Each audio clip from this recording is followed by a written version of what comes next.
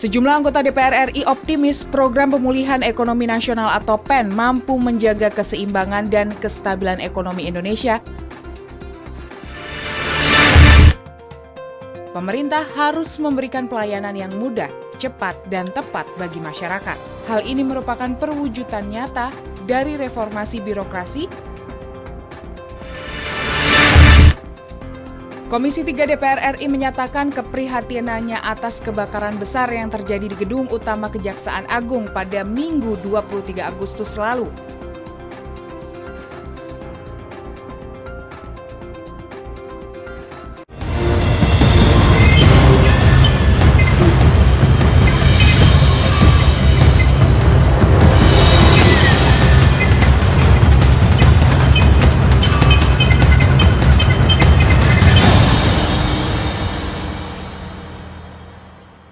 Halo, selamat pagi pemirsa. Apa kabar Anda di hari Rabu 26 Agustus 2020? Kembali hadir saya Subki Abdul di Suara Parlemen Pagi. Seperti biasa, Suara Parlemen Pagi akan menghadirkan informasi seputar dinamika, aktivitas, dan juga kegiatan dari anggota Dewan Perwakilan Rakyat Republik Indonesia yang juga sudah kembali hadir di gedung DPR RI ini untuk pastinya mengadakan sejumlah agenda terkait dengan bagaimana fungsi dari DPR RI. Dan seperti biasa juga nih kami akan memberikan topik utama terkait dengan bagaimana kelanjutan dari kasus kebakaran yang menimpa di Kejaksaan Agung. Dan juga nanti kami akan hadirkan apa saja menjadi headline surat kabar yang terbit pada hari ini. Dan sebagai update terkait dengan bagaimana ini jumlah penderita COVID-19 di tanah air sudah mencapai 158.000 jiwa. Ini ada penambahan pada hari kemarin kurang lebih ada 2.447 orang dan juga sudah sembuh sebanyak 113.000 orang dan juga jumlah kematian ini mencapai 6.858. Sedangkan seluruh korban terkait dengan COVID-19 di seluruh dunia ini sudah mencapai 23,7 juta orang dengan 15,4 juta jiwa ini sudah kembali sembuh dan juga diantaranya ada 814.000 jiwa yang meninggal dunia di seluruh dunia. Dan angka kematian juga terus bertambah, angka positif juga terus bertambah di sejumlah negara. Kita harapkan sekali lagi masyarakat yang sudah melakukan aktivitas di luar rumah untuk tetap melakukan seluruh kegiatan dengan protokol kesehatan dengan menggunakan masker, selalu mencuci tangan ataupun juga selalu membawa hand sanitizer dan juga selalu menjaga jarak ataupun juga physical distancing. Dan juga mungkin di sejumlah daerah juga sudah menerapkan terkait dengan bagaimana sanksi yang akan diterapkan pada Anda yang mungkin tidak menggunakan masker pada saat berpergian. Ini dendanya kalau misalnya di DKI Jakarta dari Rp250.000 hingga paling tinggi apabila Anda melanggar selama 3 kali berturut-turut akan dikenakan denda progresif sebesar Rp1 juta. Nah, pastikan Anda sekali lagi menggunakan masker dan langsung saja kami akan hadirkan ini berita pertama terkait dengan pemulihan ekonomi nasional. Ini anggota Komisi 11 DPR RI Said Abdullah mengatakan program PEN merupakan langkah strategis bagi kestabilan ekonomi Indonesia di tengah COVID-19 dan juga ancaman resesi global yang menyebabkan krisis di berbagai negara. Kita simak informasi selengkapnya berikut ini. Sejumlah anggota DPR RI optimis program pemulihan ekonomi nasional atau PEN mampu menjaga keseimbangan dan kestabilan ekonomi Indonesia ditemui saat sidang tahunan MPR dan sidang bersama DPR dan DPD di gedung DPR RI Jakarta. Anggota Komisi 11 DPR RI Said Abdullah mengatakan, program PEN merupakan langkah strategis bagi kestabilan ekonomi Indonesia di tengah COVID-19 dan ancaman resesi global. Said optimis Indonesia mampu mengatasi kontraksi ekonomi dengan memberikan bantuan pada UMKM, pekerja, buruh, petani, dan nelayan. Bahwa dengan program pemulihan ekonomi nasional 2020 pada kuartal 4 kita tidak akan mengalami kontraksi sebagaimana triwulan 2. Insya Allah kalau triwulan 2 itu 5,32, maka prediksi saya di kuartal ketiga toh kalau mengalami kontraksi di 4,1. Anggota Komisi 6 DPR RI Herman Hairon mendorong pemerintah lebih fokus dalam menyelesaikan wabah COVID-19 karena hal tersebut akan berdampak buruk pada perekonomian bangsa. Dalam rangka pemulihan ekonomi, Herman mendorong pemerintah berhati-hati dalam menyalurkan dana PEN Ia berharap program PEN dapat memulihkan perekonomian bangsa dan menjaga keberlangsungan koperasi dan UMKM. Fokus penanganan terhadap wabah COVID-19 ini harus segera diselesaikan, dan pada sesi lain baru ekonominya bisa ditumbuhkan melalui alokasi dana PEN, melalui program PEN, Pemulihan Ekonomi Nasional. Tim Liputan TVR Parlemen melaporkan.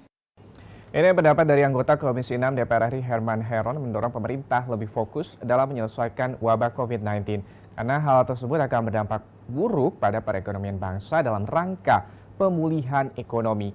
Herman juga mendorong pemerintah berhati-hati dalam menyalurkan dana PEN dan ia berharap program PEN ini dapat memulihkan perekonomian bangsa dan juga menjaga keberlangsungan koperasi serta UMKM. Kita harap sekali lagi ini program pemulihan ekonomi nasional atau yang disingkat dengan PEN bisa berjalan dengan baik dan juga lancar sesuai dengan tujuan untuk bagaimana memulihkan kembali perekonomian ataupun juga sektor-sektor yang sempat terhenti akibat pandemi COVID-19. Kita beralih ke berita selanjutnya. Komisi 2 DPR RI dorong wujudkan reformasi birokrasi. Anggota Komisi 2 DPR RI Aminur Rahman ini mengatakan pemerintah harus memberikan pelayanan yang mudah, cepat dan juga tepat bagi masyarakat. Hal ini merupakan perwujudan nyata dari reformasi birokrasi. Namun Aminur Rahman juga menyayangkan masih banyaknya pemerintah daerah yang belum memberikan pelayanan dengan baik. Kita simak informasi selengkapnya yang berikut ini. Ditemui saat rapat kerja dengan Kementerian Pendayagunaan Aparatur Negara dan Reformasi Birokrasi, Kepala Badan Kepegawaian Negara dan Komisi Aparatur Sipil Negara di Gedung Nusantara DPR RI Jakarta, anggota Komisi 2 DPR RI Aminur Rahman mengatakan pemerintah harus memberikan pelayanan yang mudah, cepat, dan tepat bagi masyarakat. Hal ini merupakan perwujudan nyata dari reformasi birokrasi, namun Aminur Rahman menyayangkan masih banyak pemerintah daerah yang belum memberikan pelayanan publik secara maksimal. Reformasi birokrasi ini wujudnya harus konkret. Jangan sampai ini dalam tataran konsep, wacana yang pada akhirnya juga belum bisa dilihat sejauh mana reformasi birokrasi. Karena fungsi pelayanan publik ini akan menjadi semakin baik ketika reformasi ini betul-betul nyata. Anggota Komisi 2 DPR RI Hugua menyoroti kinerja Komisi Aparatur Sipil Negara dalam memberikan teguran terhadap pelanggaran yang kerap dilakukan oleh aparatur sipil negara. Hugua menyayangkan reformasi birokrasi belum berjalan sepenuhnya, seperti banyaknya proses mutasi dan penentuan pejabat daerah tidak berjalan semestinya. Tegurannya hanya teguran begitu saja, dan kalau tidak diikuti oleh pemerintah daerah berkaitan dengan pelanggaran ASN, biasa-biasa aja. Salah satu contoh, Sekda Provinsi Sulawesi Tenggara. Proses seleksi tahun 2018, dan itu memakan APBD kurang lebih 500 juta. Sampai hari ini belum ada Sekda definitif, sudah 2 tahun berjalan. Hilman Hidayat dan Ade TVR Parlemen melaporkan. Ya, ini pastinya pemerintah ini terus mewujudkan bagaimana reformasi birokrasi bisa berjalan dengan baik. Masih banyak pemerintah daerah yang belum memberikan pelayanan publik secara maksimal. Untuk itu perlu adanya sistem dan juga program yang tepat dalam mewujudkan reformasi birokrasi di seluruh wilayah Indonesia.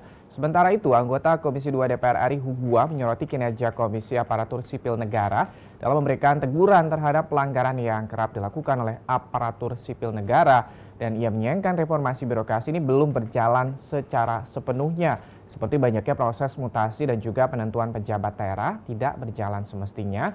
Ia berpendapat bahwa kinerja Komisi ASN harus segera dievaluasi. Kita tunggu bagaimana nanti evaluasi terkait dengan bagaimana ini wujud birokrasi ataupun juga reformasi birokrasi yang digulirkan oleh pemerintah dalam program-programnya. Kita beralih ke informasi selanjutnya.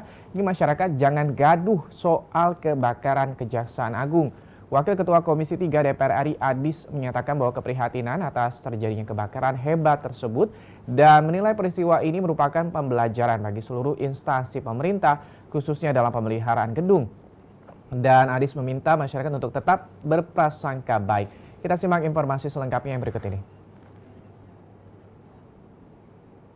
Komisi 3 DPR RI menyatakan keprihatinannya atas kebakaran besar yang terjadi di Gedung Utama Kejaksaan Agung pada Minggu 23 Agustus lalu. Masyarakat pun diminta untuk tidak gaduh dan mengaitkan kebakaran tersebut dengan sabotase yang belum terbukti. Hal tersebut dikemukakan oleh Wakil Ketua Komisi 3 DPR RI, Adis Kadir, usai rapat kerja Komisi 3 DPR RI dengan Menteri Hukum dan HAM di Gedung Nusantara II baru-baru ini. Adis menyatakan keprihatinannya atas terjadinya kebakaran hebat tersebut dan menilai peristiwa ini merupakan pembelajaran bagi seluruh instansi pemerintah, khususnya dalam pemeliharaan gedung. Semua orang pasti mempunyai prediksi-prediksi, mempunyai prasangka yang berbagai macam ya. Yang pasti kita harus positive thinking saja bahwa ini satu musibah yang telah terjadi. Terkait hal ini, anggota Komisi 3 DPR RI, Iwayan Sudirta, menyatakan indikasi sabotase yang disebutkan oleh Menko Polhukam Mahfud MD adalah peringatan bagi para penyelidik serta penyidik untuk membuka secara transparan mengenai apa yang terjadi. Buka seterang-terangnya apa yang terjadi. Apakah ini insiden biasa atau ada rekayasa, ada perencanaan. Setelah statementnya Pak Mahfud itu muncul, aparat terkait semuanya bergerak cepat untuk meredam isu-isu desas-desus, karena di Kejaksaan Agung itu kan tersimpan berkas-berkas menyangkut perkara-perkara penting. Alda dan Rifki, TVR Parlemen melaporkan. Dan ini Adis meminta masyarakat untuk tetap berprasangka baik dan juga tidak mengaitkan kejadian ini dengan indikasi sabotase terkait dengan kasus-kasus besar. Hal yang paling penting menurutnya adalah keamanan dokumen-dokumen yang ada di dalam gedung. Dan sementara itu anggota Komisi 3 DPR RI Iwayan Sudirta menyatakan indikasi sabotase yang disebut oleh Menko Polhukam Mahfud MD adalah peringatan bagi para penyelidik serta penyidik untuk membuka secara transparan mengenai apa yang terjadi. Hasil dari penyidikan dinilai Wayan sangat penting untuk meredam desas-desus yang beredar di masyarakat. Dan ini apakah Anda termasuk salah satu pemirsa yang menganggap bahwa kejadian kebakaran Kejaksaan Agung ini dilakukan ataupun juga ada unsur sabotase terkait dengan sejumlah kasus yang sedang dihadapi oleh Kejaksaan Agung? Tahan dulu karena pastinya pihak kepolisian masih akan terus melakukan penyelidikan terkait dengan dugaan-dugaan ataupun juga penyebab dari kebakaran yang terjadi di Kejaksaan Agung pada pekan lalu. Dan tadi sudah kami hadirkan 3 berita utama yang sudah disiapkan tim redaksi TVR Parlemen. Kami pastinya nanti akan kembali dengan sejumlah informasi menarik lainnya. Tetap saksikan Suara Parlemen Pagi.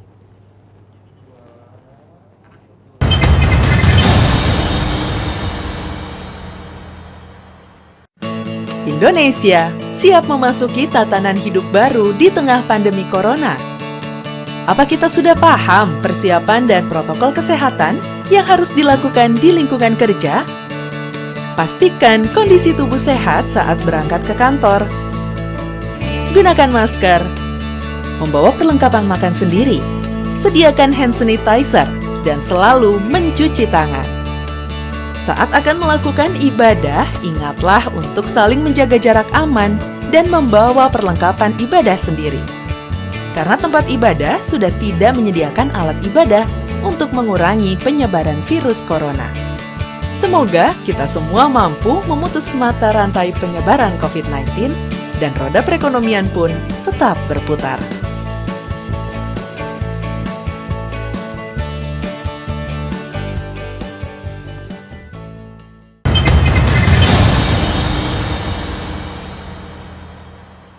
Masih bersama dengan saya Suki Abdul dalam Suara Parlemen Pagi. Di segmen kali ini kami akan hadirkan terkait dengan headline surat kabar yang terbit pada hari Rabu ini. Kalau misalnya di harian Tempo ini terkait dengan bagaimana ini pilkada serentak yang rencana akan digelar pada Desember 2020 nanti, terkait dengan bagaimana ini kisruh ataupun juga bersilang jago di Surabaya. Jadi ini adalah harian Tempo yang terbit pada hari ini juga memberikan informasi terkait dengan bagaimana hanya ada 26% gedung bertingkat tidak penuhi standar kebakaran, dan juga Dewan Pengawas KPK akhirnya periksa Ketua KPK terkait dengan bagaimana perjalanan menggunakan helikopter.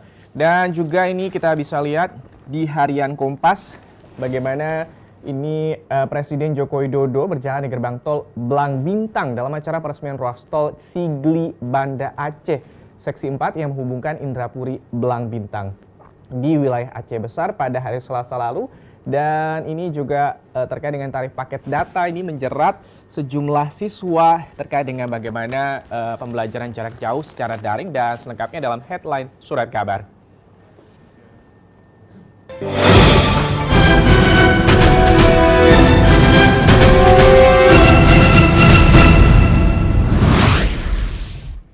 Awali headline Surat Kabar dari Kompas, tarif paket data jerat siswa. Pembelajaran jarak jauh yang telah berlangsung sekitar 5 bulan terakhir menjadi salah satu langkah untuk melindungi murid dan guru dari infeksi virus corona.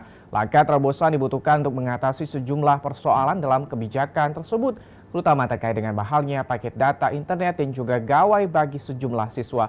Sejumlah upaya seperti penyediaan Wi-Fi gratis perlu diperluas.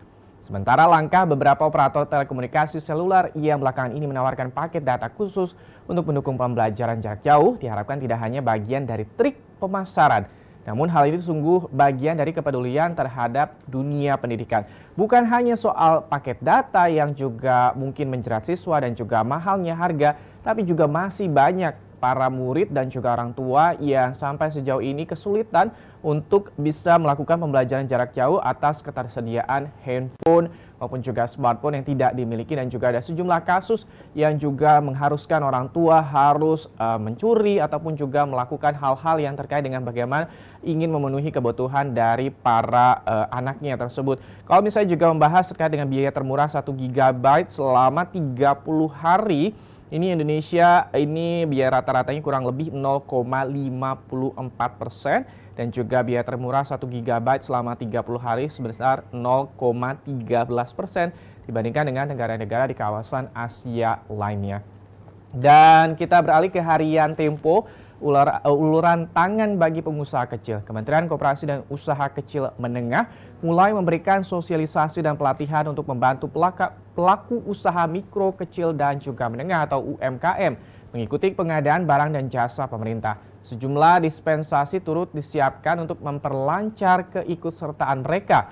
Untuk mengejar target tersebut, Kementerian melakukan sosialisasi virtual pada hampir semua dinas koperasi dan UKM di seluruh Indonesia. Mereka yang menjaring dan juga mendampingi pelaku UMKM agar dapat memanfaatkan platform penjualan produk tersebut. Kita harapkan sekali lagi dengan sejumlah hal-hal atau juga kebijakan yang dilakukan oleh pemerintah dan juga kementerian turut membantu bagaimana nanti usaha kecil dan juga menengah dan juga para pengusaha ini bisa terus menggerakkan sektor-sektor ekonomi yang sempat terhenti selama pandemi COVID-19, dan di masa new normal atau juga di era transisi PSBB ini nantinya ekonomi-ekonomi yang sempat terhenti bisa kembali bangkit dan pastinya perekonomian Indonesia bisa kembali lancar dan juga aman. Dan tadi sudah kami berikan informasi terkait dengan headline Surat Kabar dari harian Kompas dan juga Tempo yang terbit pada hari Rabu 26 Agustus 2020. Topik utama akan hadir setelah jeda berikut ini.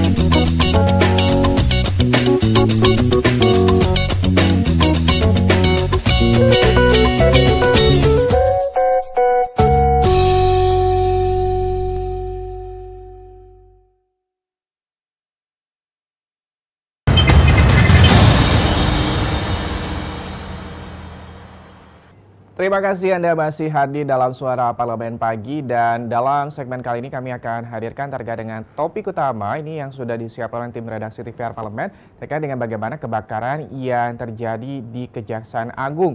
Kalau misalnya juga membahas terkait dengan bagaimana tim laboratorium forensik atau Labfor Mabes Polri ini baru saja melakukan olah tempat kejadian perkara untuk bagaimana langsung ke gedung Kejaksaan Agung di wilayah Kebayoran Baru Jakarta yang hangus terbakar, dan juga Sabtu malam hingga Minggu dini hari Polri juga telah mengamankan sejumlah CCTV di gedung tersebut, dan juga sementara aktivitas pimpinan juga pegawai Kejaksaan Agung dipindah ke Diklat Kejaksaan di wilayah Ragunan dan juga Ceger. Dan sementara itu juga Kapolri ini juga telah memberikan sejumlah ataupun juga perkuat pengamanan markas Polri, dan juga ini mengeluarkan surat terkait dengan surat telegram dengan nomor STR 507/PAM/3/2020 terkait dengan bagaimana pengamanan di sejumlah instansi terkait dengan adanya kemungkinan sabotase. Kita simak terlebih dahulu tajuk yang berikut ini.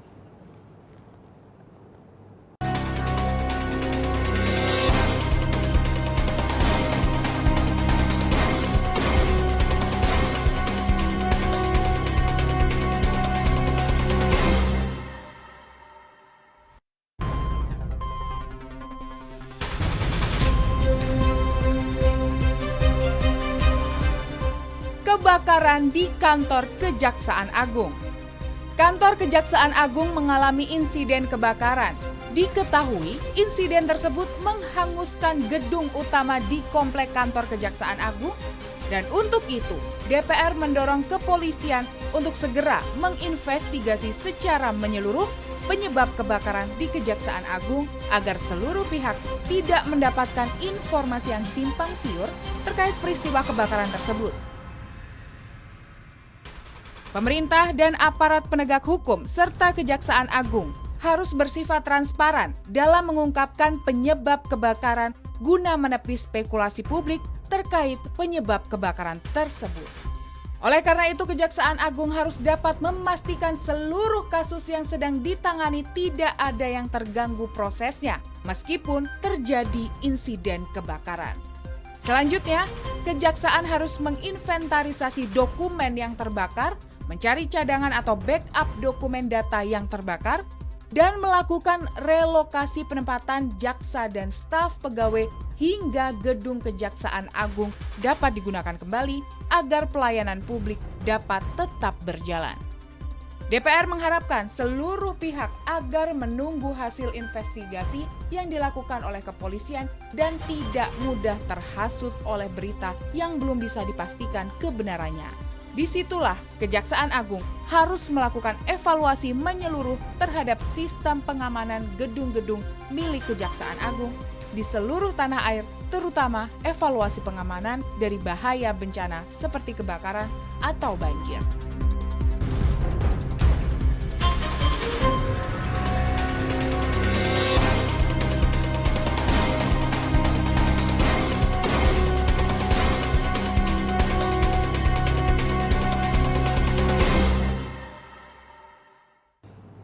Wakil Gubernur DKI Jakarta Ahmad Riza Patria mengatakan kebakaran di Kejaksaan Agung menjadi pembelajaran agar seluruh gedung memiliki sistem peringatan dini.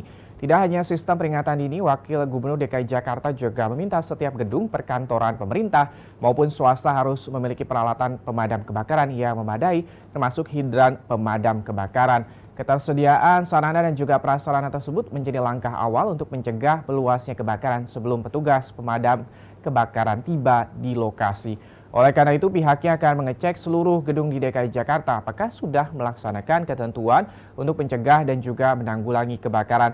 Dan sementara itu, kebakaran gedung Kejaksaan Agung, Kapolri juga perkuat pengamanan markas Polri. Sementara itu, Kepala Kepolisian Negara Republik Indonesia Jenderal Polisi Idam Aziz mengeluarkan surat telegram terkait dengan nomor STR 507/8/PAM3/2020 pada tanggal 24 Agustus 2020 yang lalu, Ini untuk memerintahkan seluruh jajaran kepolisian untuk mengantisipasi agar kasus kebakaran gedung yang terjadi di Kejaksaan Agung tidak terjadi di lingkungan Polri. Dan juga pada surat telegram tersebut, Kapolri menginstruksikan agar pengamanan di markas polisi diperkuat untuk mengantisipasi adanya ancaman sabotase, teror, ataupun juga perbuatan pidana lainnya.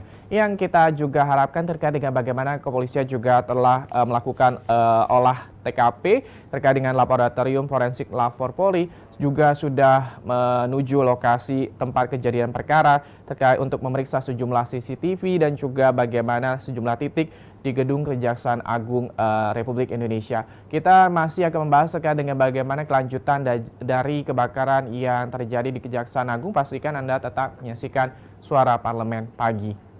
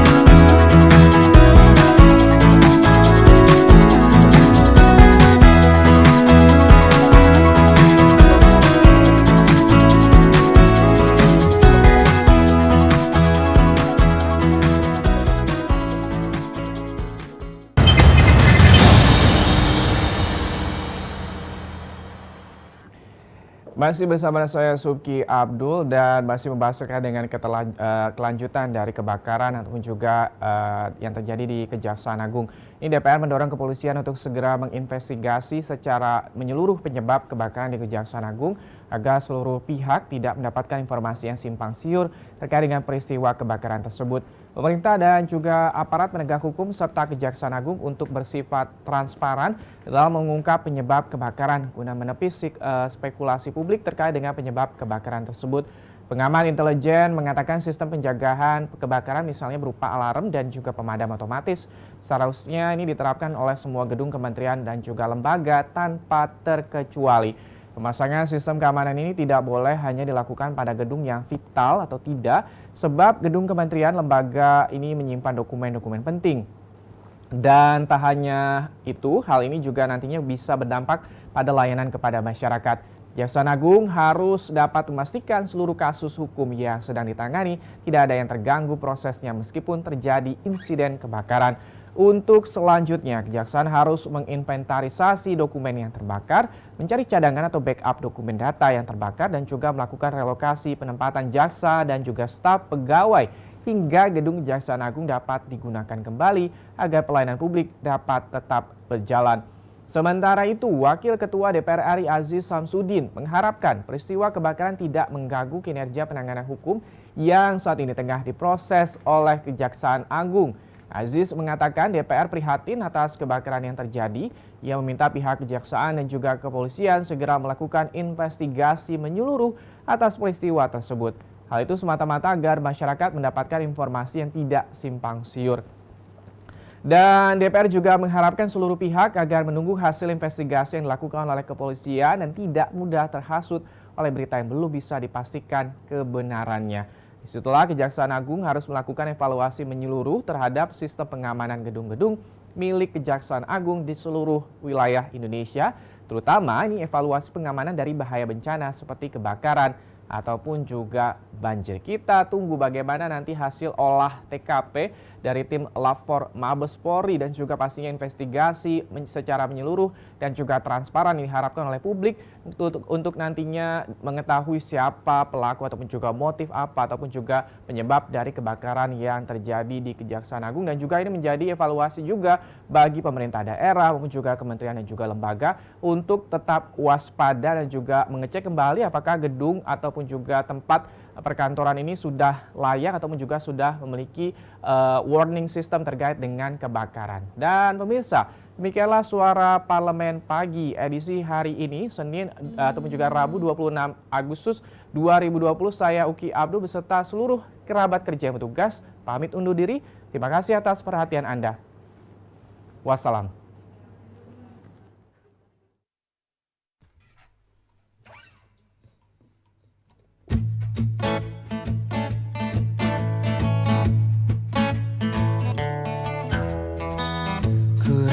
Ku sedang jatuh cinta,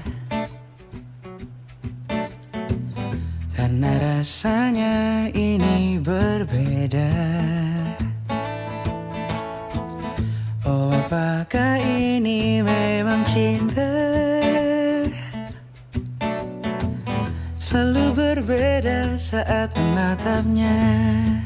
Oh, mengapa aku begini, hilang berani dekat denganmu, ingin ku memilikimu, tapi aku tak tahu bagaimana caranya. Tolong katakan pada dirinya, lagu ini ku tuliskan untuknya. Selalu ku sebut dalam doa, sampai aku mampu ucap maukah denganku.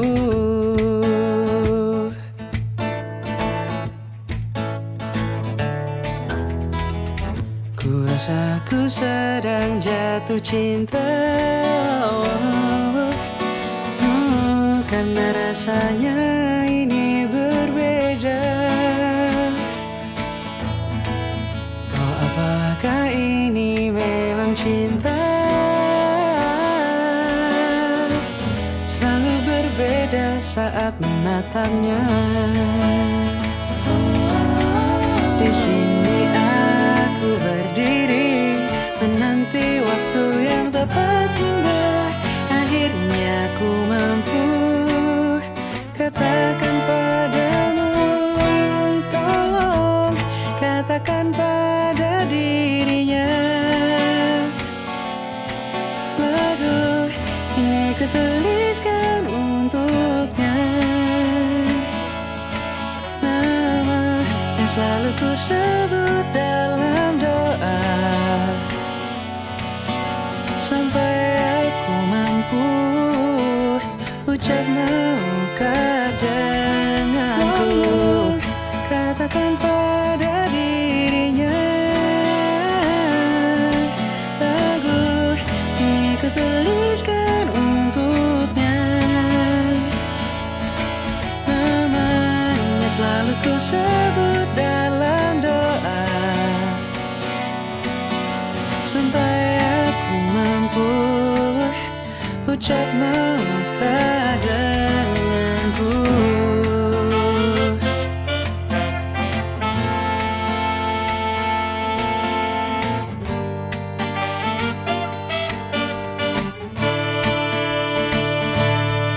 Tolong katakan pada dirinya, lagu ini kutuliskan untuknya. Namanya selalu ku sebut dalam doa, mungkinkah dia tahu cinta yang ku mau. Oh, tolong katakan pada dirinya, lagu ini kutuliskan untuknya. Namanya selalu ku sebut dalam doa, sampai aku mampu ucap maukah denganku.